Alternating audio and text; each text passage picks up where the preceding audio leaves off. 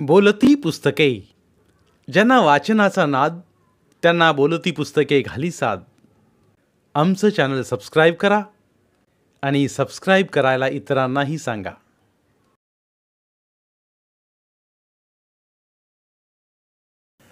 नमस्कार श्रोते मित्र हो, बोलती पुस्तके सादर करीत आहे ज्येष्ठ लेखक द स काकडे लिखित कथा शेंद्र्या आंबा. दिवठाण्यावरील दिवा पडाळभर धूर वकत होता.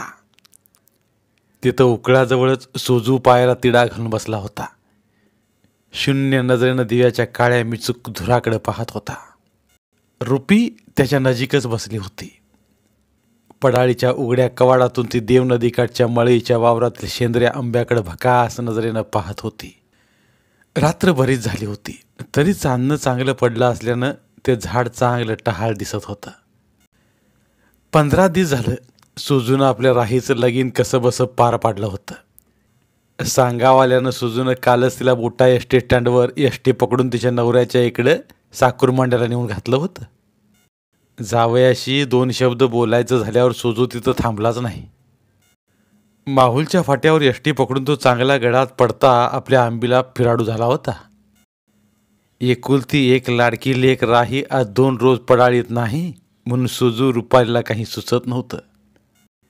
सारी पड्याळ त्यांना सुनी सुनी वाटत होती. म्हणून ती दोघं अशी कामधाम न करता हातपाय जोडून बसली होती.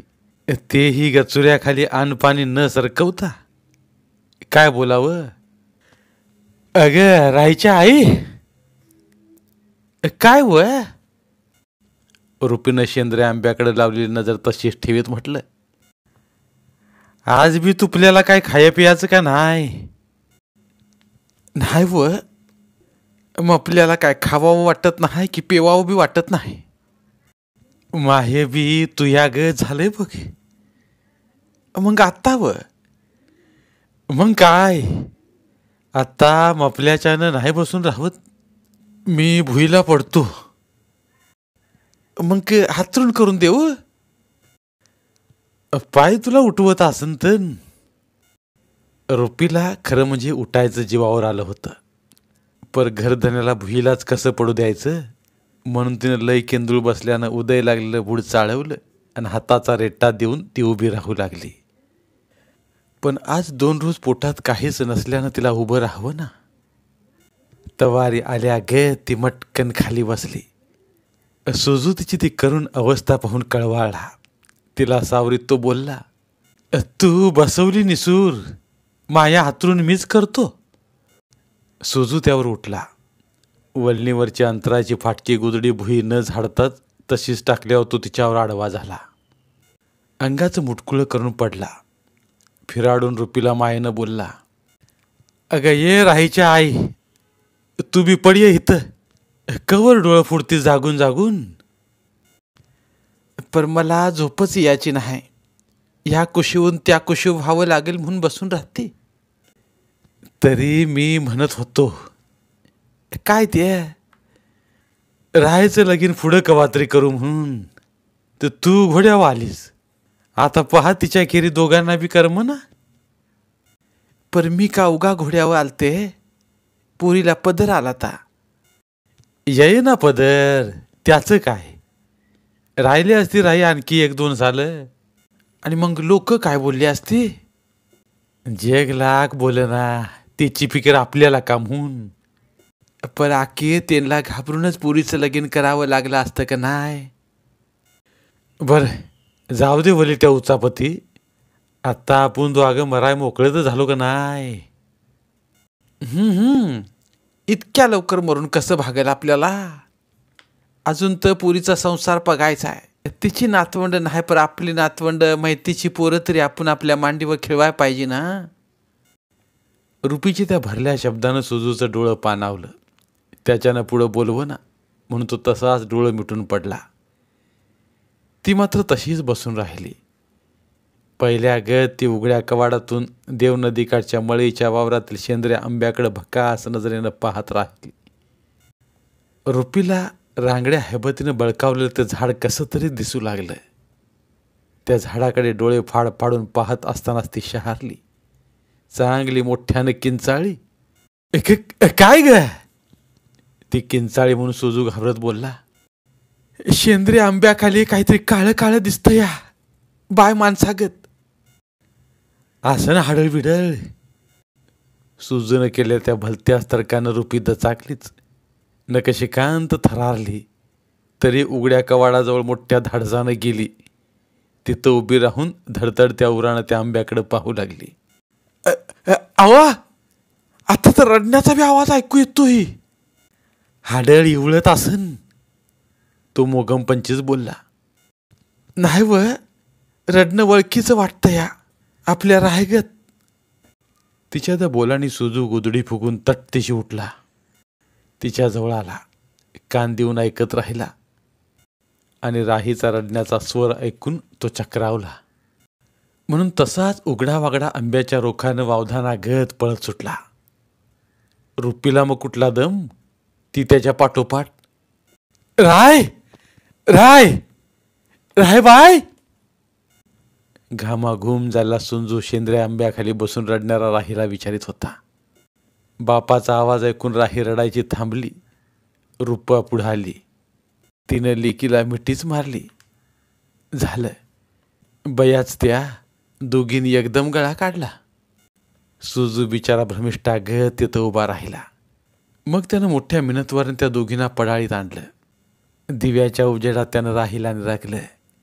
तसा त्याचा चेहरा खार्र दिशी उतरला. तिच्या अंगावर चिंध्या झालेली चोळी लुगडं होतं. पायात तोडं नव्हतं. हातात गोठ पाटल्या नव्हत्या. साधी फुटकी बांगडी सुद्धा नव्हती. हात भुचंड, गळ्यात लग्नातली बोरमाळ गाठलं काहीच नाही. फक्त काळ्या पुतीचा एक तुटका पदर, कपाळी कुक्कू नाही. सार अंग हाणून मारून हिरव निळं झालेलं. राहीला त्या अवतारात पाहून सुजूच्या अंतरातील पाणी ढवाळलं गेलं. मोठ्या कणवेनं त्यानं तिच्या पाठीवरून हात फिरवला. तशी ती गुराढोरागत ओरडली. सुजूनं तिच्या पाठीवरची चोळी वर केली.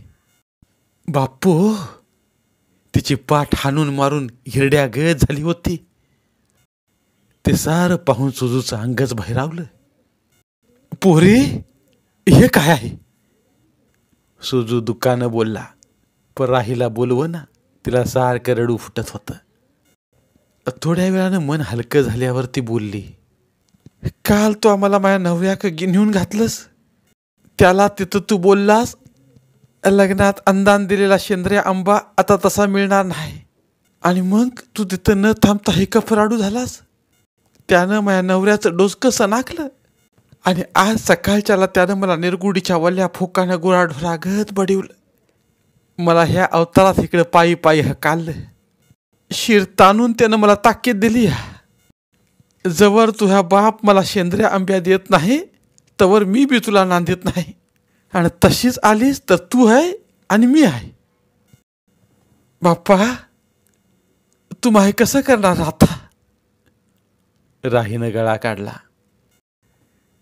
राहीचं ते सारं बोलणं ऐकून सुजूच्या डोळ्यांसमोर लग्नाचा तो सारा प्रसंग उभा राहिला. नवरीचं फळ भरायचं झालं होतं. तिला चांगलं चांगलं डाग घालण्यात आलं होतं. भारी किमतीचं फळांचं चोळी लुगडं नेसवण्यात आलं होतं. नवरदेव नवरीला साखरू मांड्याला वरातीला घेऊन जायची वेळ तर नवरदेव रुसून बसला. काही केल्या जागचा उठच ना. सुजू पुढं झाला. हात जोडून दिनवानी बोलला. जावाय, समद्यांचं मानपान आम्ही व्यवस्थित केलं. आता तुमचं रुसणं काय ते सांगा. आम्हाला तुम्ही योग आंबा अंदान द्यावा, बास. बाकी आमचं रुसणं कायासाठी बी नाही.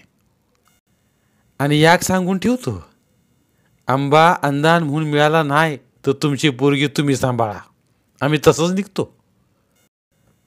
सुजूचं देव नदीकाठच्या मळईच्या वावरातले शेंद्रे आंब्यांचं झाड मोठ्या जोरात होतं. दर साल त्याला भलतीच कैरी लागायची. याही वर्षी झाड कैरीनं नुसतं लहडलं होतं. त्या आंब्यावर सुजूचा फार जीव.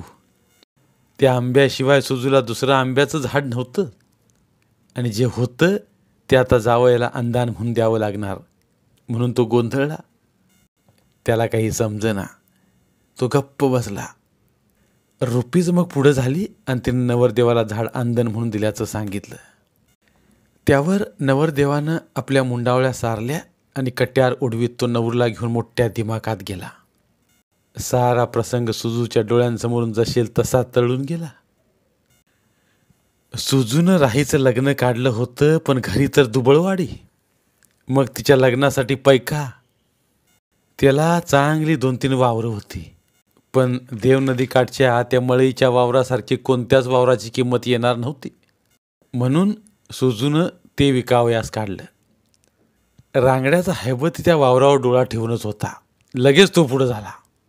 आणखी 2-3 पुढं आलं, पण हैबतीनं एकदम 950 रुपये सुजूच्या हातात ठेवलं. तेवढी रक्कम देण्याची कुणाचीच ताकद नव्हती. अर्थात मग सुजूनं ते मळईचं वावर हैबतीला देऊन टाकलं.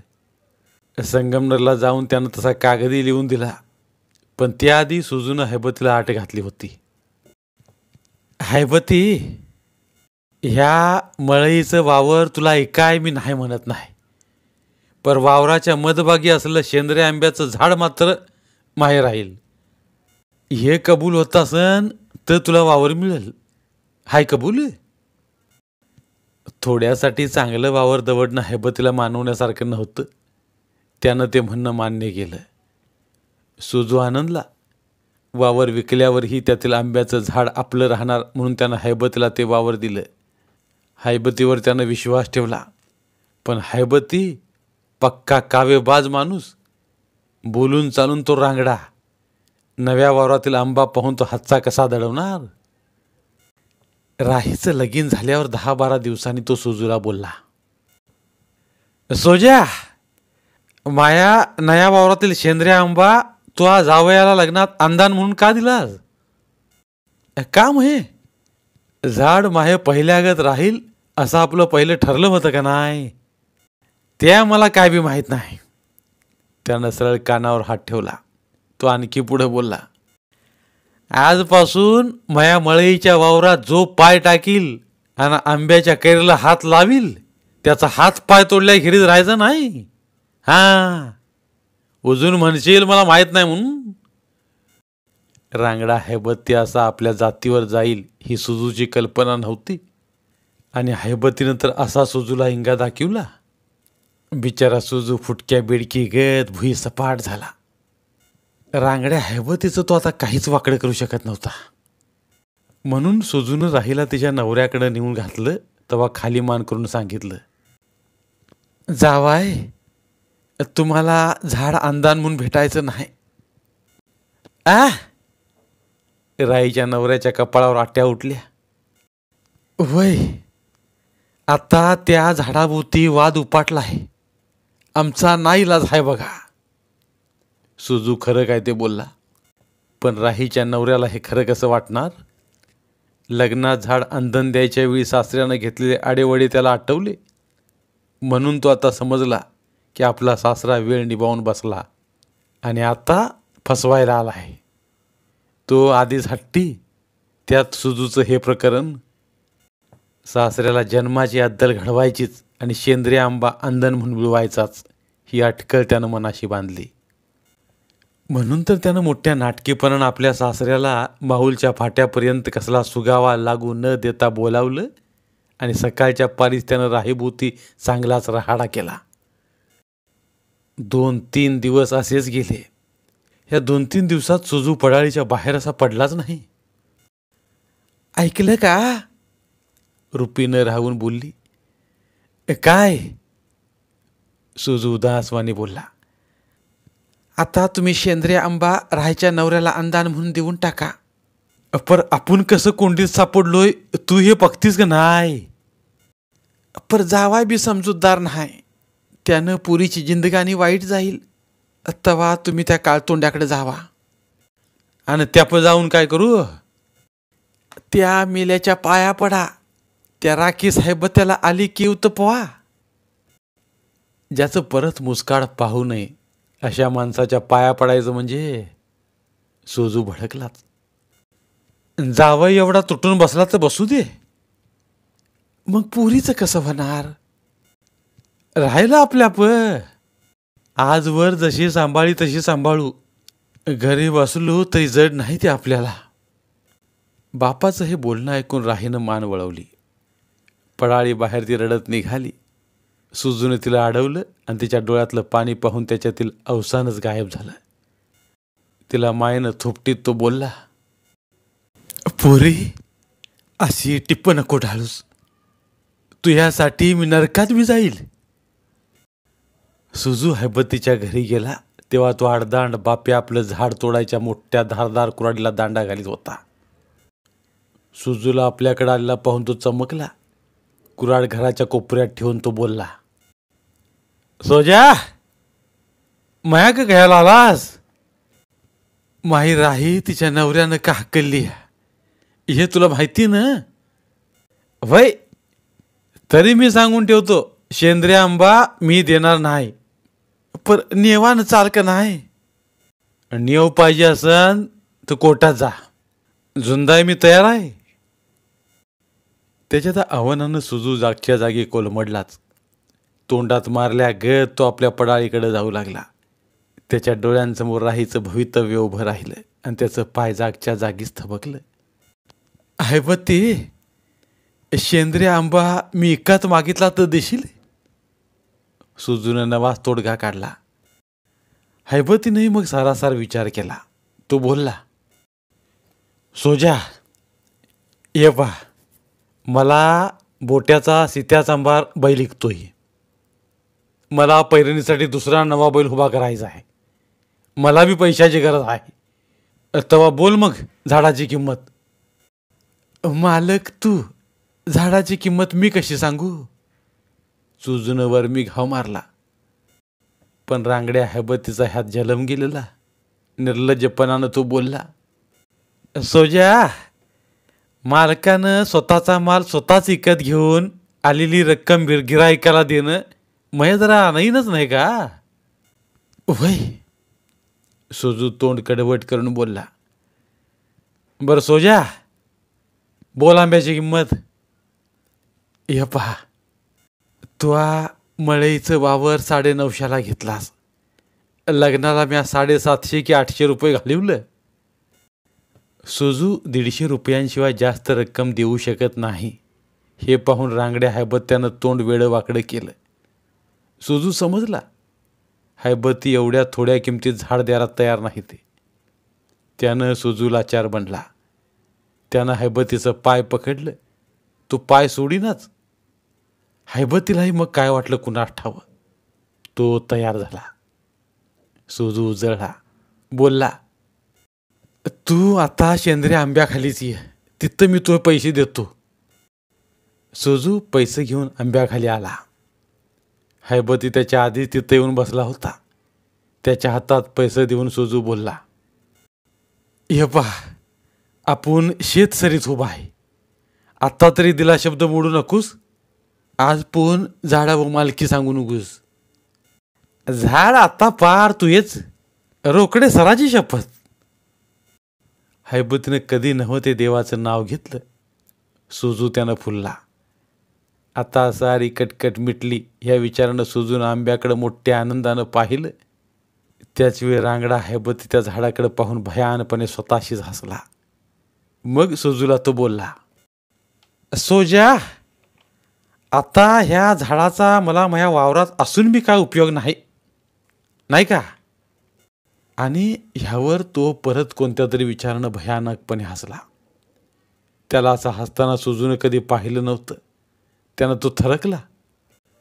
दुसऱ्या दिवशी सकाळी सुजू, रुपी आणि राही देवनदीच्या नव्या पुलावरून साकरू मांड्याला चालले होते. त्यावेळी हैबती बोट्यावरून सीत्याचा अंबाराचा बैल घेऊन येत होता. सुजूची त्याच्याबरोबर बोलण्याची इच्छा नव्हती. अशा दृष्टाशी बोलायचं तरी काय? काय रे सोजा, तुम्ही दोघं लेकीला घेऊन तिच्या नवऱ्याकडे चालला जाणू? वय, सुजूला बोलणं भाग होतं. मग आता किती दिवस राहणार? तो दात विचकून बोलला, ते पाहू तिथं गेल्यावर. मग के जावात, अजून तुम्हाला बेट्यावर लवकर एसटी मिळायची नाही. हैबतीनं त्यांना फुटवलं. रांगडा हैबती मग नवा बैल दामटीत आपल्या पडाळीकडे आला. बैल गवानीला कसा बसा बांधून तो घरात घुसला आणि मग त्यानं घराच्या कोपऱ्यात असली झाडं तोडायची मोठी धारदार कुऱ्हाड दोन्ही हाताने पेलली. मग त्याला तिथं उभं राहवलं नाही. तो झपाटल्या गत शेंद्रे आंब्याच्या रोकानं पळत सुटला. धन्यवाद. पुन्हा भेटूया एका नवीन कथेसोबत. मराठीतील प्रतिभावंत लेखकांचं साहित्य, कथा, कादंबऱ्या ऐकण्यासाठी आमचं बोलती पुस्तके हे चॅनल सबस्क्राईब करा आणि मराठी साहित्याचा प्रसार करण्यासाठी प्रत्येक मराठी माणसाला सबस्क्राईब करण्यासाठी आवाहन करा आणि बोलती पुस्तके या साहित्य चळवळीत सहभागी व्हा. आपले पुन्हा एकदा धन्यवाद.